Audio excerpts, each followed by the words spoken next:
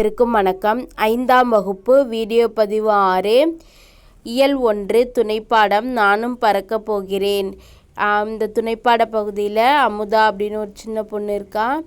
அவளுடைய அப்பாவுக்கும் அவளுக்கும் நடக்கிற ஒரு உரையாடலை தான் நமக்கு இங்கே பாடமாக கொடுத்துருக்காங்க.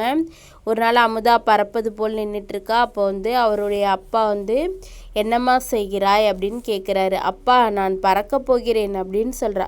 இப்படியெல்லாம் பறக்க முடியாது அமுதா, பறவைகள் பறக்கின்றன, நான் பறக்க முடியாதா அப்பா அப்படின்னு கேட்குறா. ஓ அதுவா, சொல்கிறேன் வா, தோட்டத்திற்கு போகலாம்.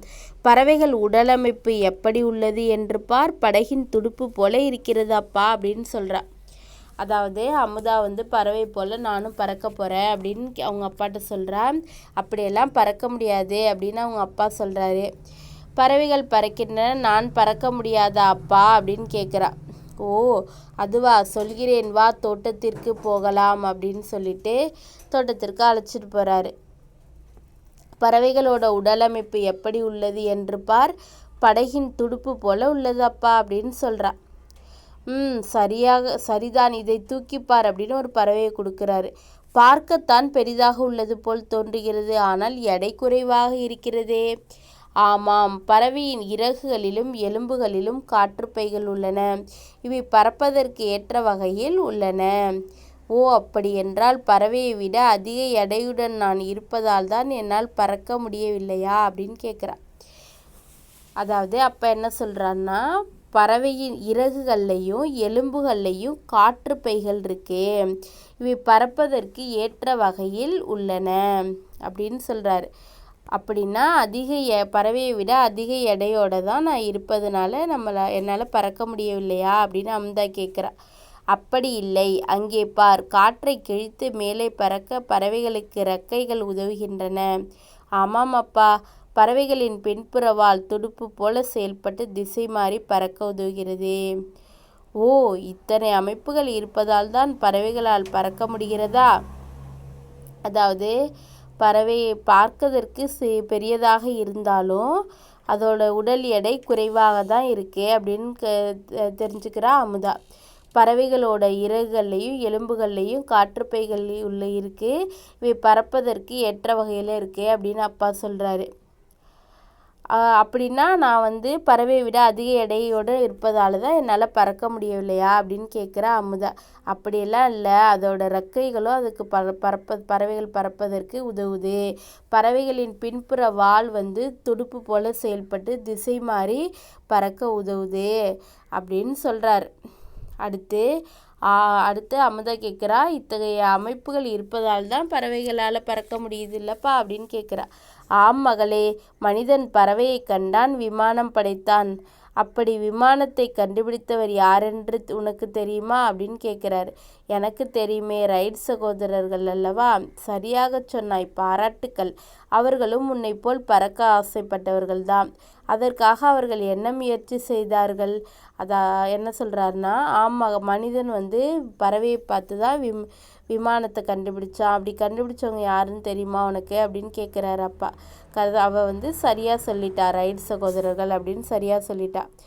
அதற்கு அவர்கள் என்ன முயற்சி செய்தார்கள் தெரியுமா அப்படின்னு கேட்குறா. சிறு வயதிலேயே இருவரும் பறவைகளை பார்த்து பல வகைகளில் பட்டங்கள் செய்து பறக்க விடுவது என ஆர்வமாக இருந்தனர். அருமை, இயற்கையை பார்த்து வியப்பது, விளையாடுவது, இவற்றிலிருந்து கூட நம்மால் கற்றுக்கொள்ள முடியுமா? அவர் சொல்கிறாரு, சிறு வயதிலிருந்து பறவையை பார்த்து பல வகைகளில் பட்டங்கள்லாம் செய்து பறக்க விடுவது என ஆர்வமாக இருந்தாங்க அப்படின்னு சொல்கிறார். அதுக்கு அருமை, இயற்கையை பார்த்து வியப்பது மட்டும் இல்லாமல் விளையாடுவது, இதிலிருந்து கூட நம்மளால் கற்றுக்கொள்ள முடியுமா அப்படின்னு கேட்குறா. ஆம், ரைட் சகோதரர்கள் தாங்கள் பறப்பதற்காக பலமுறை முயற்சி செய்தனர். அனைத்திலும் தோல்வியே. ஆனாலும் தோல்வியிலிருந்து நிறைய கற்றுக்கொண்டார்கள். அவங்க நிறைய தடவை முயற்சி செஞ்சாங்க, ஆனால் தோல்வியில் தான் முடிஞ்சுது. அவங்க தோல்வியிலேருந்து அவங்க நிறைய கற்றுக்கிட்டாங்க. ஓட்டப்பந்தயத்தில் தோற்றால் கூட சிலர் அழுகிறார்களே அப்பா அப்படின்னு சொல்கிறா அமுதா. மனிதன் பறவையை கண்டான், விமானம் படைத்தான். விமானத்தை கண்டுபிடித்தவர்கள் ரைட் சகோதரர்கள். அவர்கள் சிறு வயதிலேருந்தே பட்ட விடுறது அது மாதிரியெல்லாம் விட்டு என்ன பண்ணாங்க, பறக்கணும் அப்படிங்கிற ஆசையோடு இருந்தாங்க. அப்போ வந்து பலமுறை முயற்சி செஞ்சாங்க. ஓட்டப்பந்தயத்தில் கூட சிலர் தோற்றால் அழுகிறார்களே அப்பா அப்படின்னு கேட்குறா அமுதா. ஆம், நாம் எதிலும் தொடர்ந்து முயற்சி செய்தால் கட்டாயம் ஒரு நாள் வெற்றி பெறலாம். அப்போ ரைட் சகோதரர்கள் இதில் எப்படி வெற்றி பெற்றார்கள்? அவர்கள் செய்த முயற்சிகளில் உள்ள குறைகளை சரி செய்து கொண்டே வந்தார்கள். ஒரு நாள் பறப்பதற்கான கருவியை கண்டுபிடித்து விட்டார்கள். அது எப்போது நடந்தது? அது வந்து நம்ம எப்போது ஒரு விஷயத்தை நம்ம தொடர்ந்து முயற்சி செஞ்சுக்கிட்டே வந்தோம்னா நம்மளால் என்ன பண்ண முடியும், வெற்றி பெற முடியும். ரைட் சகோதரர்களும் என்ன பண்ணாங்க, தொடர்ந்து முயற்சி செஞ்சுக்கிட்டே வந்தாங்க. அவங்க ஒரு தடவை தோல்வியை சந்திக்கும் போதும் அதில் என்ன தவறு இருந்தது அப்படிங்கிற அவங்களுடைய குறைகளை வந்து சரி செய்துக்கிட்டே வந்தாங்க. அப்போ எப்போ தான் கண்டுபிடிச்சாங்க அப்படின்னு கேட்குறேன். 1903 டிசம்பர் 17 அன்று 12 நொடிகள் ரைட் சகோதரர்களில் ஒருவர் தாங்கள் சொந்தமாக உருவாக்கிய விமானத்தில் உயர்ந்த பகுதியில் இருந்து சிறிது தூரம் பறந்து அனைவரையும் வியப்பில் ஆழ்த்தினார். 1903 டிசம்பர் 17 அன்று 12 நொடிகள் ரைட் சகோதரர்களில் ஒருவர் தாங்கள் சொந்தமாக உருவாக்கிய விமானத்தில் உயர்ந்த பகுதியிலிருந்து சிறிது தூரம் பறந்து அனைவரையும் வியப்பில் ஆழ்த்தினார் அப்படின்னு சொல்கிறாரு. நானும் கூட அப்படி ஒரு நாள் பறந்து காட்டுவேன், மேலும் சாதனைகள் படைப்பேன் அப்பா அப்படின்னு சொல்கிறா அமுதா. அதாவது பறப்பதற்கான விமானத்தை யார் கண்டுபிடிச்சது? ரைட் சகோதரர்கள். இவங்க முதல்ல 1903 டிசம்பர் 17 அன்று 12 நொடிகள் ரைட் சகோதரர்களில் ஒருவர் வந்து தாங்கள் சொந்தமாக உருவாக்கிய விமானத்தில் உயர்ந்த பகுதியிலேருந்து சிறிது தூரம் பறந்து அனைவரையும் வியப்பில் ஆழ்த்தினார்கள் அப்படின்னு சொல்கிறார். இவங்க தான் ரைட் சகோதரர்கள்.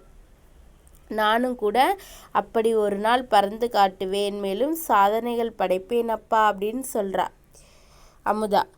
நல்லது, முயற்சி செய் அப்படின்னு சொல்கிறாரு அப்பா. இந்த பாடத்தை நீங்களும் ஒரு முறை படித்து பாருங்கள். அடுத்துள்ளதையில் நாளை பார்ப்போம். நன்றி.